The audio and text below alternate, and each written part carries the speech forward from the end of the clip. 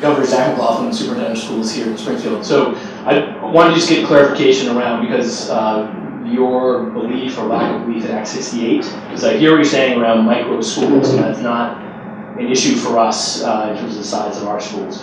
But philosophically, do you still believe in the underpinnings of 68, that Yes.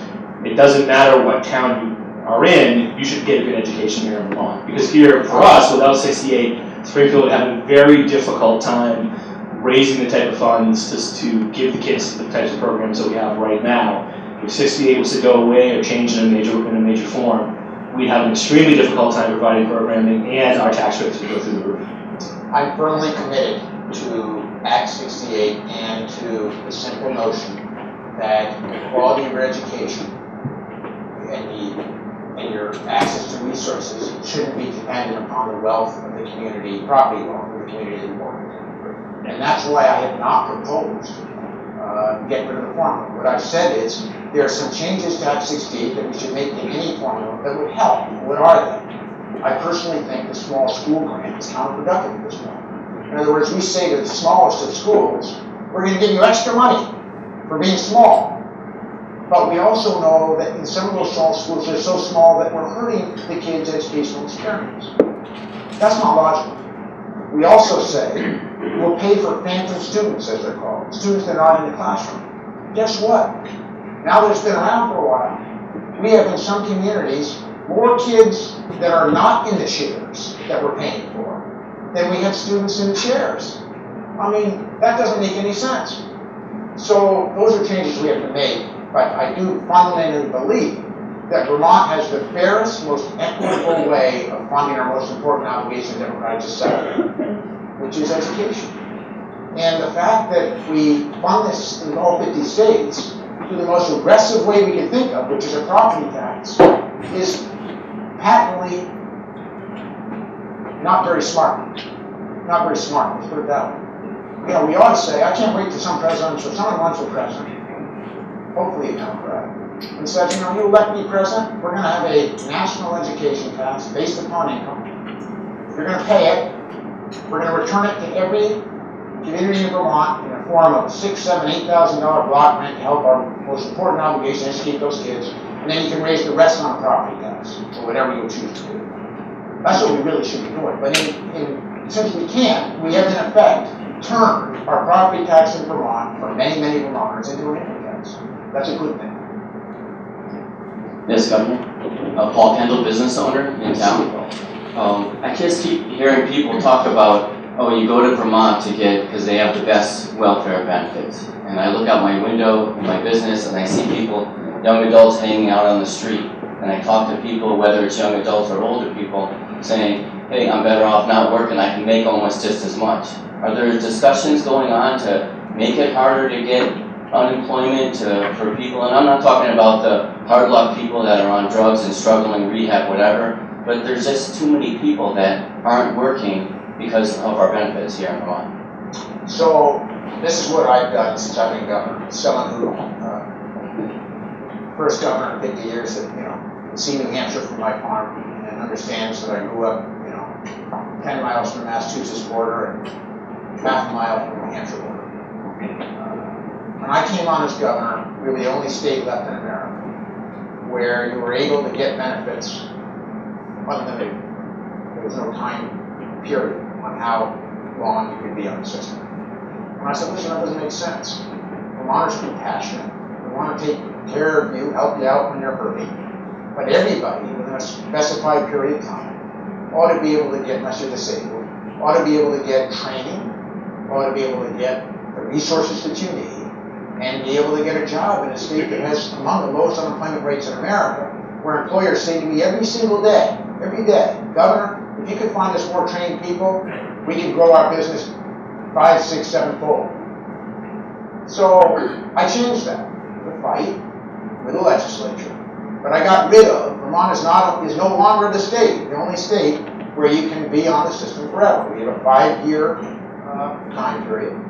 And what that has done, because people anticipate the 5 years coming, if you talk to my secretary, is actually encourage folks to get in line, get the training, and get to work, and we got fewer and fewer people staying on for the 5-year period. So, the press doesn't like to write good news stories, but that's one of them. Second, we have been working very hard to get rid of the cliff. What's the cliff? The cliff is, and I'll give you an example right here in Southern Vermont. I went into the car parts manufacturer one day down here in Bellows Falls, Signs. A company that started in a garage in Putney. When I was on the select board there, we leased this guy, Bill Joseph, the garage. He was there with one employee. Built it up into, they now got 120 employees. I think they're in the secondary parts market. They're doing great. Boss pulled me in one day and he said when I was visiting, what is it about Vermont? I mean, he was from California, Neil Joseph's gone, they brought us from state. He said, what is it? You guys don't like work? Certainly don't like work. He said, you got a system here. I hired the woman. She got pregnant when she was 15 in Bradford. She had 3 kids. By the time she was 21, the kids were old enough so that they were in child care and arrest. And she wanted to go to work. So he gave her a job. First job in her life. She's feeling great. She's working. She's getting a paycheck. They like her. She's a great worker. They want to promote her. They promote her. They raise her from entry level wage, whatever it is, slightly above minimum, $3 an hour. Guess what? She comes in tears the next week. Says, I can't work here anymore. Or you got to take back my raise. Why? Well, you lost her child care benefits, you lost her housing subsidy, and it was cheaper for her to go back and sit home than it was to take the increase to get into the workforce. And this is insanity stuff. So my team has been working to get rid of the cliff, and we've actually passed legislation to do it, so that as you move up in income level, your benefits don't go down within reason. Obviously, if you start making big money, you lose some, but to reduce that incentive to hold people back. So we're making real progress there. I don't think our challenge is that our benefits are so much more generous, because if you look around the other states, that's more fiction than fact. Our problem is that we've got a system that does 2 things. One, it let you stay on too long, forever. And 2, we had a benefits cliff that discouraged what promotes all of us to go make a living and get a raise, which is that you get to put it in your pocket when you get it. So that's what we've been working hard on, and I think we're making real progress there.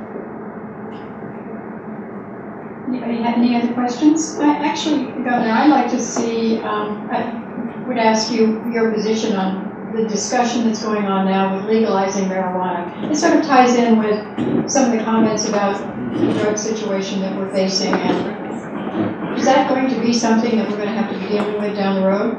Yes, I do believe it is. Why? Why do we need to legalize it? Well, my bias is towards legalization. Why? If you talk to any young person in Vermont, they'll tell you that it's easier for them to get marijuana right now than it is with liquor. Which is what all the studies say. Now, why do they say that? Well, because it's true. And the difference between the folks who distribute liquor and the folks who distribute marijuana in Vermont is that the folks who distribute liquor have to card you, try very hard not to sell you the product that you're not supposed to get by law, and the folks who distribute marijuana ask you no questions except show me the cash. That's the difference. So my own view is that our prohibition against marijuana in America has failed miserably. So then what do we do about it? Well, it seems to me we come up with smarter policies. And I personally think a smarter policy would be to treat marijuana like we treat alcohol. Regulate it, tax it, and control its distribution to try to keep it away from young people. Now, there are people who will vehemently disagree with me, and I understand that. That's the great thing about Vermont, is that we have open and honest and great debates, and I'm sure there's some in this room who vehemently disagree with me. But that's my bias. So what am I doing as governor who is biased towards a smarter regulatory approach towards marijuana sales? I'm saying, listen, I say this to Governor Hickenlooper every time I see him, Governor of Colorado, Governor Inslee, Governor of Washington State. I say, thank you so much for going first. Thank you. Because I don't need another headache. Thanks for figuring it out for us. Let me know when you think you got it figured out. And I talked to Hickenlooper about 3 weeks ago. And Governor Hickenlooper was a very thoughtful guy. I've known him since college. And he said to me, you know, I came out, I was vehemently against this for Colorado. It passed by referendum, as he knows, never passed legislatively, never decided. I'm vehemently against it. But he says, I've got to tell you, it's not working out as badly as I thought it would. And he said, if we could have passed it legislatively, most of our problems were created because we passed it in a referendum where people prescribed how we were going to do this, what our tax rates were going to be, and how we were going to distribute it. So I think we can get it right in Vermont. I'm in no hurry, but our time, I believe, should and will come. Great, thank you very much. Thank you for coming today. Thanks for asking questions. Thanks for being involved. I would argue that we need your ideas and your participation and your cooperation more than ever. Have the conversation, be a part of the process, but don't just say no. Because if we just say no to the problems that we're facing, we will be back here next year wishing that we dealt with them the year before. So thank you so much. Thanks for having me. Let's keep pressing on.